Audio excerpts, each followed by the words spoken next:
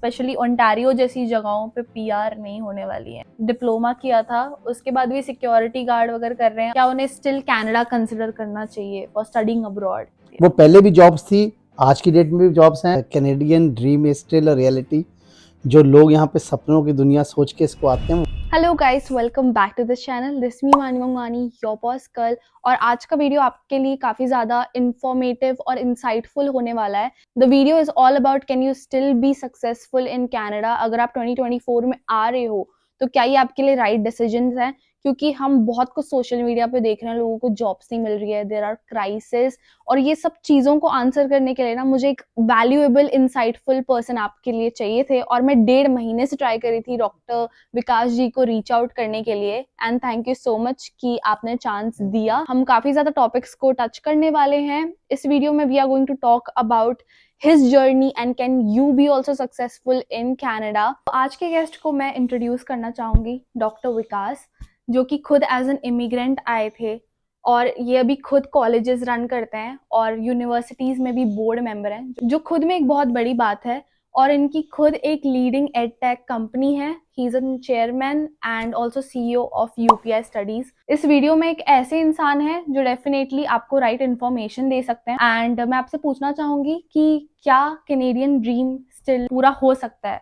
जो भी यहाँ पे प्लान कर रहा है, कोई भी आता है अब्रॉड तो एक सपना लेके आता है कि मैं ये करूंगा वो करूंगा। Is it still possible? Yes, of course Manvi, Canadian dream is still a reality.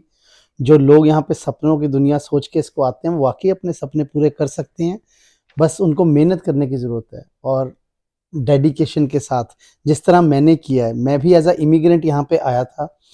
यहाँ पे आके मैंने भी उसी डेडिकेशन और मेहनत के साथ काम किया और आज की डेट में मैं कॉलेजेस रन कर रहा हूँ। जैसे आपने अभी इंट्रोडक्शन में भी कहा, हमारे कनाडा में 3 कॉलेजेस हैं, यूएस के अंदर कॉलेजेस हैं, एंड इन यूनिवर्सिटीज़ के साथ हमारे पार्टनरशिप्स हैं, टाई अप्स हैं।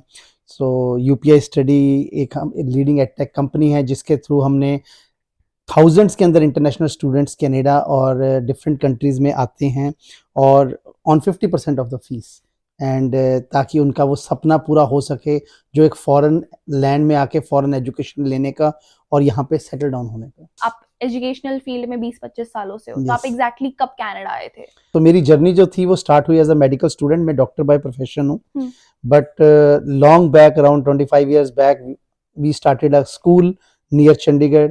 वहाँ से एक स्कूल किया, 2 school, then we started colleges, and then around 2016-17 के अंदर I immigrated to North America.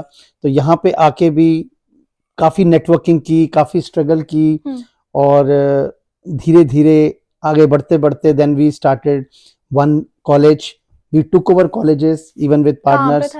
सो ये न्यू ब्रुंसविक, मैं इमिग्रेट हुआ था वैंकूवर में, बट हमने फर्स्ट जो कॉलेज स्टार्ट किया वो अटलांटिक प्रोविंस में किया, न्यू ब्रुंसविक के अंदर, जो कि काफी ज्यादा फेमस है आजकल, जिनको भी पीआर चाहिए। Yes yes. आई थिंक तभी बहुत जरूरी था कि अगर कोई कंसल्टेंट होता ना तो वो इंडिया में बैठे हैं, he hasn't seen life abroad, जहाँ पे वो आपको भेजना चाहते हैं, अगर उसकी उनने खुद ही वो उतने एजुकेटेड नहीं है या फिर उनने खुद वो लाइफ देखी नहीं है, and then you try to make it easy for others, तो वही वो एक एक्सपीरियंस का बहुत बड़ा डिफरेंस आ जाता है। Yeah you are totally right Manvi. Consultants का काम तो कमीशन कमाना होता है। We also have some partner consultants, but मैं यूनिवर्सिटीज और कॉलेजेस रन कर रहा हूँ, so we know this thing much more better as compared to them. So doctor Vikas, मुझे पूछना था, लोग आजकल बोलते हैं they are facing problems with jobs and पढ़ाई करने के बाद भी उनको जॉब्स नहीं मिलती है। आपके टाइम पे भी ऐसे इश्यूज थे? How was Canada back then? मतलब चैलेंजिंग हमेशा होता है, right? I want to know कि एक्सपीरियंस कैसा था आपका कनाडा में आते ही। चैलेंजेस हमेशा होते हैं हर जगह पे, चाहे वो कनाडा है, यूएस है, इंडिया है। सवाल है कि आपके पास क्या स्किल्स हैं और आपके पास क्या एजुकेशन है। जो लोग कहते हैं कि जी यहाँ पे जॉब्स आज भी नहीं है या पहले भी नहीं होती थी, वो सब डिप्लोमा स्टूडेंट्स यहाँ पे आते हैं। जो डिग्री करके आता है, बैचलर्स या मास्टर्स करने के लिए आता है, उसके लिए जॉब्स की कभी भी कोई कमी नहीं रही। वो पहले भी जॉब्स थी, आज की डेट में भी जॉब्स हैं और आने वाले टाइम में भी होंगी, क्योंकि हर कोई एक डिग्री होल्डर ही चाहता है जॉब के लिए। हर एम्प्लॉयर डिग्री होल्डर को ही मानता है। तो ये ना एक चीज है, मैं अभी जहाँ पे रह रही हूँ, my owner is a MBA, like उनने अच्छे कॉलेज से, यूनिवर्सिटी से उनने एमबीए किया है, एंड उनकी जब मैं salary package, and she is a she is married and all, and she can afford so many things, तो वो मुझे उस दिन एजुकेट करी थी कि मानवी तुमने क्या कोर्स लिया है, you could you should really go for a master's degree, and उससे मतलब the way I see her, it's very inspiring कि वो मास्टर्स करके किस लेवल पे है, she is a consultant in a big company.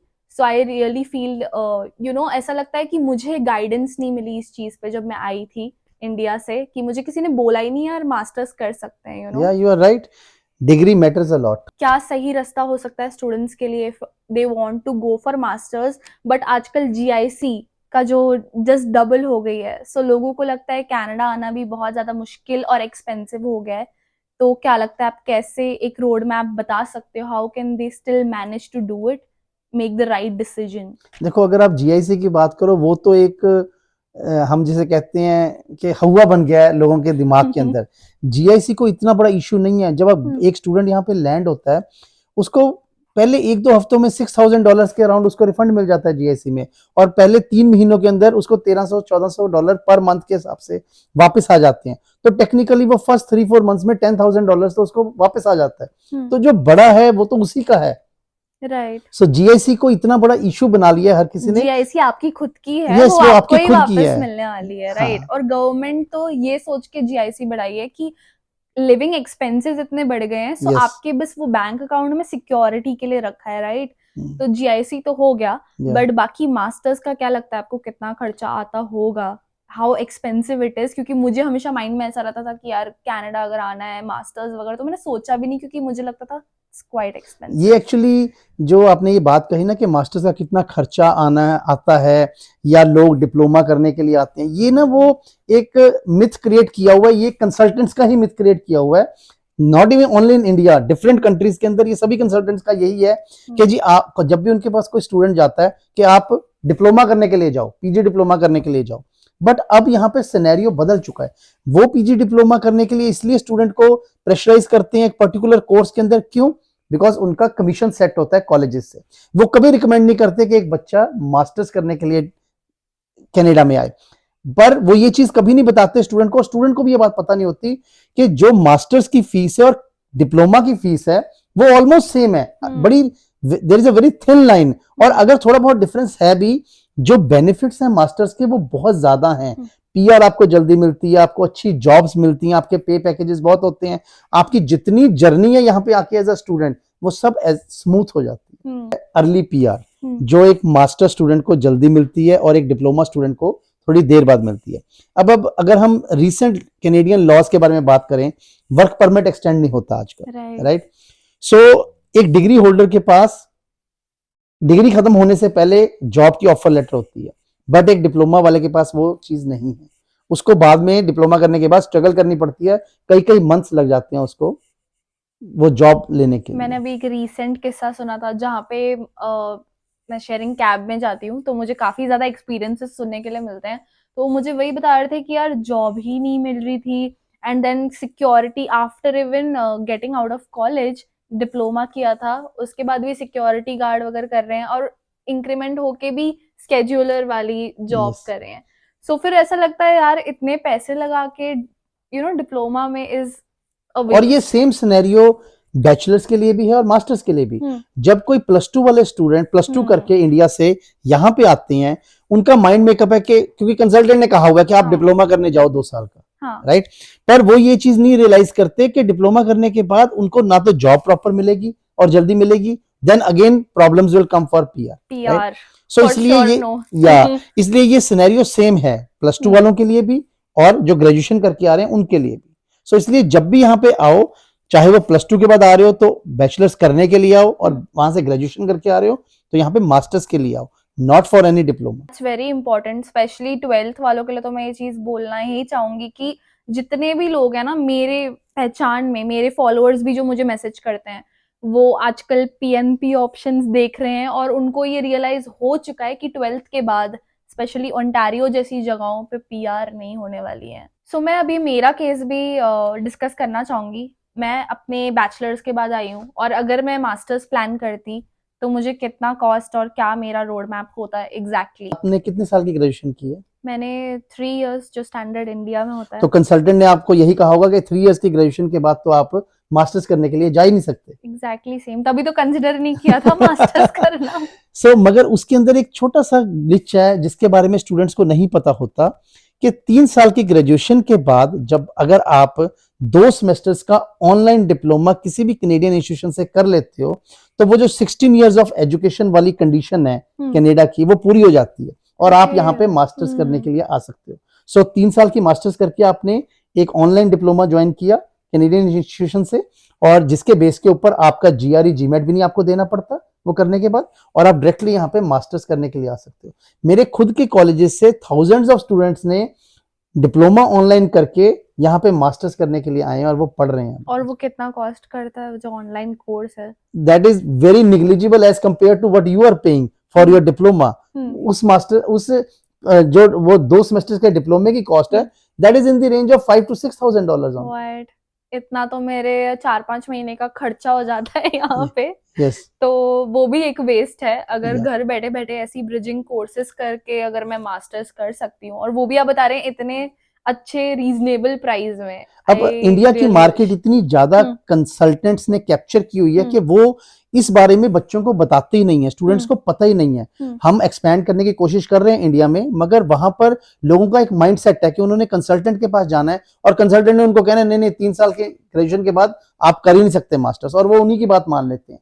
पर जो नेबरिंग कंट्रीज हैं वियतनाम है, फिलीपींस है, बांग्लादेश, श्रीलंका, नेपाल, वहां से हमारे पास रेगुलर स्टूडेंट्स आ रहे हैं। वो 3 साल की ग्रेजुएशन करके भी हमारा डिप्लोमा एक करते हैं online and after that they come here for masters. आप बिलीव नहीं करोगे मैंने अपने व्यूअर्स को भी बताया है ये कि मैंने कितनी बार ट्राई किया अपना कॉलेज चेंज करने का और मैंने अपने कंसल्टेंट को कॉल किया था कि मुझे आप कुछ भी करो प्लीज आप मेरी चेंज करा दो।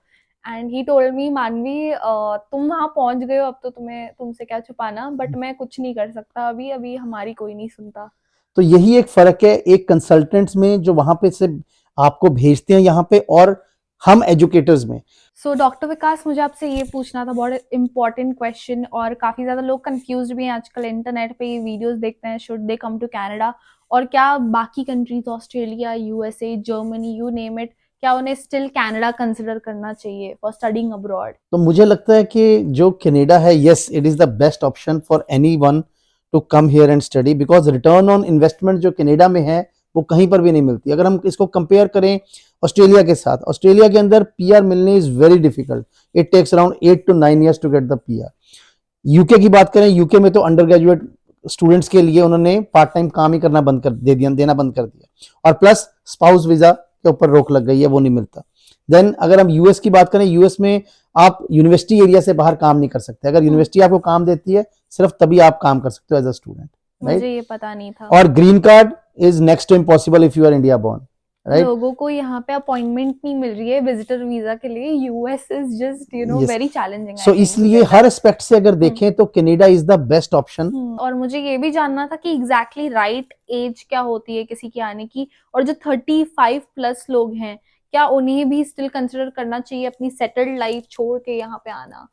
देखो राइट एज तो एज अर्ली एज पॉसिबल। आपने +2 खत्म की, यू शुड इमीडिएटली थिंक कि अगर मुझे बाहर जाना है so that is the right age. Right, +2 के बाद आओ यहाँ पे अपनी लाइफ बनाओ, सेटल डाउन हो, पीआर लो and you are good to go. जो लोग 35 या 30 एज क्रॉस कर चुके हैं, अब मैं अगर अपनी एग्जांपल लूं, मैं यहाँ पे 40 इयर्स की एज के बाद आया था, तो ऐसा नहीं है, यूनिवर्सिटीज वेलकम करती हैं। आप एजुकेशन लेना चाहते हो, you are most welcome, but आप जेन्युइन स्टूडेंट होने चाहिए। आपकी जो सोच है वो कनाडा को ऊपर ले जाने की तरफ होना चाहिए। ये नहीं है कि सिर्फ मैंने यहाँ पे आना है, कोई मैंने पढ़ाई नहीं करनी, मैंने कुछ नहीं करना, मैंने बस काम करना है, पैसे कमाने हैं और सेटल डाउन होना है। That is not possible. So Canada wants quality people, so any age group can come here.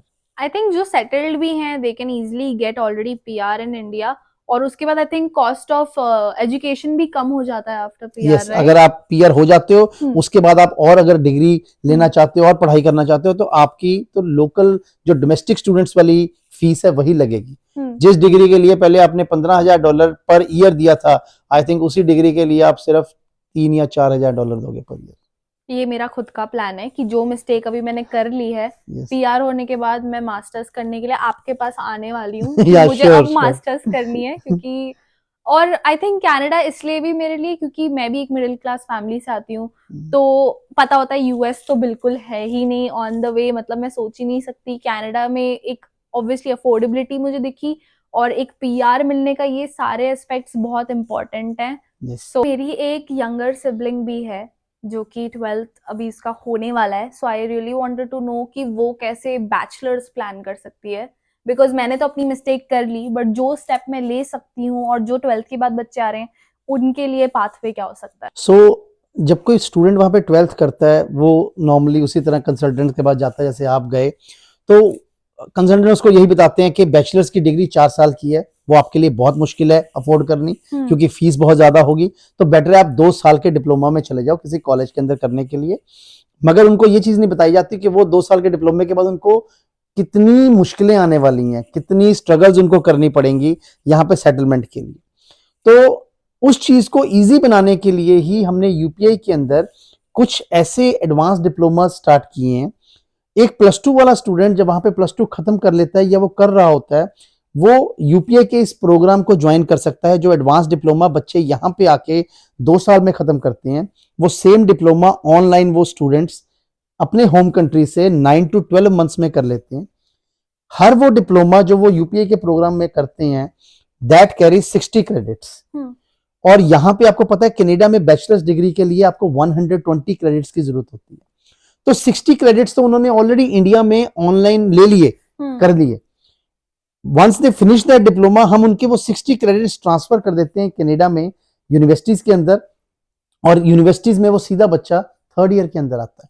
So technically उसको यहाँ पे आके सिर्फ 3rd and 4th ईयर की फीस देनी है जो रफली $15,000 होती है 1 साल की, तो 2 साल की फीस $30,000 उसने दी, तो वो $30,000 देके उसको 3 साल का वर्क परमिट मिल जाता है and after that he goes for job and then PR.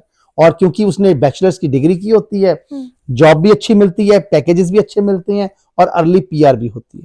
So technically वो 4 साल की जो डिग्री है उसके अंदर पहले 2 साल की तो उन्होंने फीस कनाडा की भी सेव कर ली, लिविंग कॉस्ट भी सेव कर ली, क्योंकि आजकल सिर्फ फीस ही मायने नहीं रखती, लिविंग कॉस्ट भी बहुत ज्यादा है, तो वो सब कुछ वो सेव करते हैं।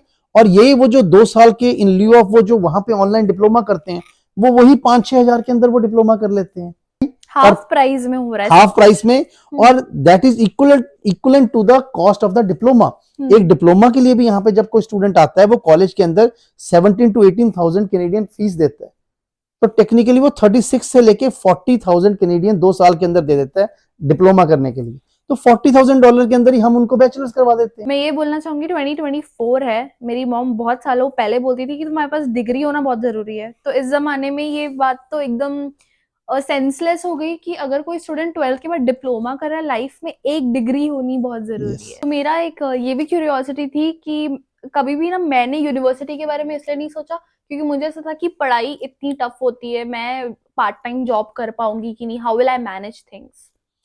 तो ऐसा नहीं है, यूनिवर्सिटी कोई इतनी मुश्किल नहीं होती है कि बच्चे मैनेज ना कर पाए, वैसे भी इंडियन स्टूडेंट्स तो होते ही बड़े इंटेलिजेंट हैं, ठीक है, पर गवर्नमेंट ने करिकुलम दोनों ही अप्रूव किए होते हैं, यूनिवर्सिटी के भी और डिप्लोमा के भी, तो बच्चे यूनिवर्सिटी में जब आते हैं पढ़ने के लिए आप उनको भी देखोगे उतना ही जॉब करते हुए जितना एक डिप्लोमा स्टूडेंट्स जो कॉलेज में आते हैं वो करते हैं। बट एक फर्क होता है कि जो यूनिवर्सिटी वाले स्टूडेंट्स होते हैं वो प्लान आउट करते हैं हर समर के अंदर इंटर्नशिप्स करने के लिए, तो वो जो समर में इंटर्नशिप करते हैं वो उसी में 10 to 12 to 14,000 डॉलर्स अर्न कर लेते हैं, जिससे उनको पूरा साल इतनी एफर्ट करना ही नहीं पड़ता कि वो पूरा साल जॉब करे, तो वो उनका मेन फोकस होता है कि वो इंटर्नशिप्स करें, और यही इंटर्नशिप वाली कंपनीज उनको ग्रेजुएशन उनकी खत्म होने से पहले पहले जॉब ऑफर्स दे देते। सो आप ऑन कैंपस काफी ज्यादा काम कर सकते हो, उसमें कोई लिमिटेशन नहीं होती है, नो मैटर कितने भी रूल्स चेंज हो जाए, चाहो तो डेफिनेटली 2-3 जॉब्स भी लोग मैनेज कर लेते हैं। पढ़ाई में भी इन्वॉल्व रहना जरूरी है but at the same time. So या मुझे आप तक पहुंचने में 1.5 महीने लग गए डॉक्टर विकास, बट मैं चाहती हूँ कि मेरे व्यूअर्स, अगर नो मैटर आपको किसी भी कंसल्टेंट के पास आप जाना चाहो but you have a study abroad dream, जो एक मुझे गाइडेंस नहीं मिली ना, वो एक ब्रिज जो गैप है उसको ब्रिज करना बहुत जरूरी है।